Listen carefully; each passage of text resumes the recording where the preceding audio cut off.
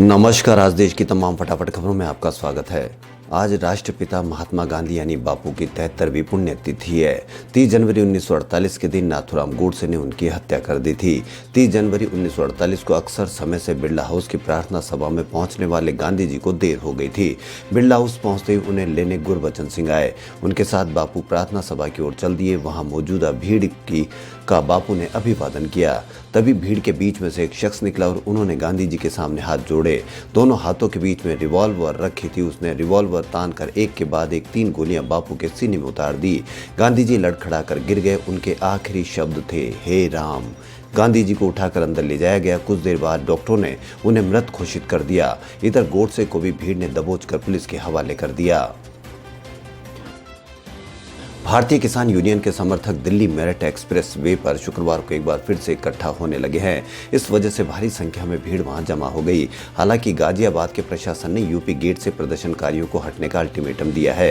यहां सुरक्षा बल बड़ी संख्या में तैनात किए गए हैं। बता दें कि भारतीय किसान यूनियन के आह्वान पर पश्चिमी उत्तर प्रदेश के जिले बागपत, बिजनौर, मेरठ, मुरादाबाद, मुजफ्फरनगर और बुलंदशहर से और ज्यादा किसान आंदोलन में शामिल होने के लिए यूपी गेट पर पहुंच गए हैं। सामाजिक कार्यकर्ता अन्ना हजारे ने कृषि कानूनों के खिलाफ अनिश्चितकालीन अनशन को टालने की घोषणा की है। उन्होंने कहा था कि वो केंद्र सरकार के नए कृषि कानूनों के खिलाफ शनिवार को महाराष्ट्र में अपने गांव रालेगंज सिद्धि में अनिश्चितकालीन अनशन शुरू करेंगे, लेकिन उन्होंने अनिश्चितकालीन अनशन को टालने का फैसला किया है। अन्ना हजारे ने गुरुवार को जारी एक बयान में कहा था कि मैं कृषि क्षेत्र में सुधारों की मांग करता रहा हूं, लेकिन केंद्र सही फैसले लेते नहीं दिख रहा है। हजारे ने कहा कि किसानों को लेकर केंद्र कतई संवेदनशील नहीं है। हरियाणा में 6ठी से 8वीं क्लास तक के स्कूल दोबारा 1 फरवरी से खुलेंगे। स्कूल शिक्षा विभाग की ओर से शुक्रवार को जारी एक आदेश में इसकी जानकारी दी गई है। इसमें यह भी कहा गया है कि छात्रों को किसी भी स्वास्थ्य केंद्र या डॉक्टर से एक प्रमाण पत्र लाना होगा। उनमें कोरोना वायरस संक्रमण का कोई लक्षण नहीं है। वहीं प्राइमरी स्कूलों में बच्चों की पढ़ाई शुरू होने को लेकर अभी तक कोई फैसला नहीं हुआ है। हरियाणा में स्कूली शिक्षा निदेशक ने शुक्रवार को सभी जिला शिक्षा अधिकारियों, मौलिक शिक्षा अधिकारी, खंड शिक्षा अधिकारी और जिला परियोजना समन्वयक को इस संबंध में लिखित आदेश जारी कर दिए गए हैं। संसद में बजट सत्र का शुभारंभ शुक्रवार को राष्ट्रपति रामनाथ कोविंद के अभिभाषण के साथ हुआ। इसी बीच जानकारी मिली है कि इस साल बजट पेश होने के दौरान एक ऐतिहासिक बदलाव देखने को भी मिलेगा। दरअसल इस बार बजट पेशी के दौरान संसद के सदस्यों को परोसा जाने वाला भोजन उत्तर रेलवे द्वारा नहीं दिया जाएगा, जो कि हर साल से सर्व करते आ रहा है। 52 सालों से बजट के दौरान उत्तर रेलवे ही सभी सांसदों को खाना खिलाता आया है, लेकिन इस बार ये परंपरा टूट जाएगी। जानकारी के अनुसार 1 फरवरी को पेश होने वाले केंद्रीय बजट पर प्रस्तुति के दौरान भारत पर्यटन विकास निगम की ओर से सांसदों को भोजन उपलब्ध कराया जाएगा। किसान आंदोलन के बीच सीबीआई ने बड़ी कार्रवाई करते हुए पंजाब हरियाणा में एफसीआई के 20 गोदामों पर ताबड़तोड़ छापे मारे। इसमें पंजाब में 10 और हरियाणा में 10 जगह सीबीआई टीम पहुंची और सैंपल भरे। इसे पंजाब में अब तक की सबसे बड़ी रेड बताया जा रहा है। सीबीआई अधिकारियों ने बताया कि पंजाब में बृहस्पतिवार देर रात छापे मारे गए। एफसीआई गोदामों पर छापों के दौरान सीआरपीएफ तैनात रही। सीबीआई टीम की तरफ से 2019-20, 2020-21 के दौरान गेहूं और चावल के खरीद के नमूने भरे गए। इस दौरान एफसीआई पनग्रेन और Punjab warehousing private limited के सभी गोदामों पर एक साथ छापे मारे गए। अधिकारियों के मुताबिक पंजाब के धुरी, रामपुरा, फिरोजपुर, बुडाला और ताप में एफसीआई के गोदाम और श्री मुक्तसर साहिब में केरल वेयर हाउसिंग कॉरपोरेशन के गोदाम में छापे मारे गए। सुप्रीम कोर्ट ने सभी नागरिकों के लिए गोद लेने और संरक्षणता का एक समान कानून बनाने की मांग वाली याचिका पर केंद्र सरकार को शुक्रवार को नोटिस जारी किया है। Chief justice S A Bobde की अध्यक्षता वाली 3 सदस्यीय पीठ ने भाजपा नेता व वकील अश्विनी कुमार उपाध्याय की याचिका पर सरकार को जवाब दाखिल करने के लिए कहा है। उपाध्याय ने याचिका में गोद लेने और संरक्षणता के नियम में व्याप्त विसंगतियों को दूर करने की मांग की है तथा धर्म, जाति, लिंग या जन्म के आधार पर भेदभाव को खत्म कर एक रूपता लाने की मांग की है। याचिकाकर्ता ने कहा कि आज़ादी के 73 साल बाद और भारत के लोकतांत्रिक गणराज्य बन रहे के 71 साल बाद भी मुसलमान, ईसाई, पारसियों के लिए गोद लेने के लिए कानून नहीं है। सभी के लिए एक समान कानून नहीं होने के कारण मुस्लिम, ईसाई, Parsi guardianship and ward act 1890 के तहत अदालत का दरवाजा खटखटाते हैं। किसान आंदोलन ने बिखरे विपक्ष को एकजुट कर दिया है। किसान आंदोलन के कारण अब तक कांग्रेस से दूरी बनाने वाले बसपा, श्रोमणी अकाली दल और आम आदमी पार्टी भी विपक्ष के सुर में सुर मिलाती दिखी। इसी वजह से इन दलों ने भी राष्ट्रपति के अभिभाषण का बहिष्कार करने का फैसला किया। करीब 2 साल बाद ये मौका आया जब एक मुद्दे पर कई ऐसे दल भी विरोध में दिख रहा है, जो या तो कांग्रेस के साथ खड़े होने से परहेज करते थे या फिर सरकार के समर्थन में तटस्थ रहकर अपने को अलग करते थे। कांग्रेस के लिए सबसे सुखद शिवसेना का पहली बार खुलकर उसके साथ खड़ा होना है।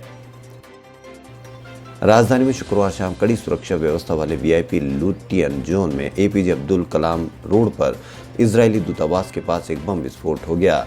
गणतंत्र दिवस के कारण घोषित हाई अलर्ट के बीच शाम 5 बजे दूतावास से महज 150 मीटर दूर जिंदल हाउस के सामने हुए धमाके में कोई घायल नहीं हुआ है, लेकिन आसपास खड़ी 3 कारों के शीशे टूट गए। पूरे इलाके को सील कर दिया गया। इजरायली विदेश मंत्रालय ने हमले को संदिग्ध हमला बताया।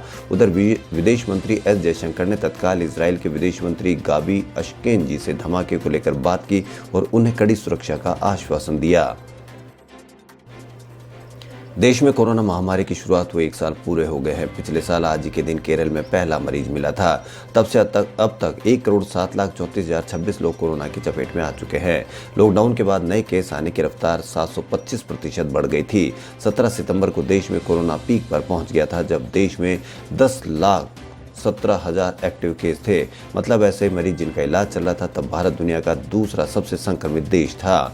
इसके बाद इसमें गिरावट शुरू हुई। जिस तेजी से नए केस बढ़ रहे थे, सितंबर के बाद उसमें 3 गुना यानी 2200% की रफ्तार से लोग ठीक होने लगे। अब 1 साल बाद सबसे अच्छी खबर यह है कि भारत दुनिया के टॉप 15 संक्रमित देशों की सूची से बाहर हो गया है।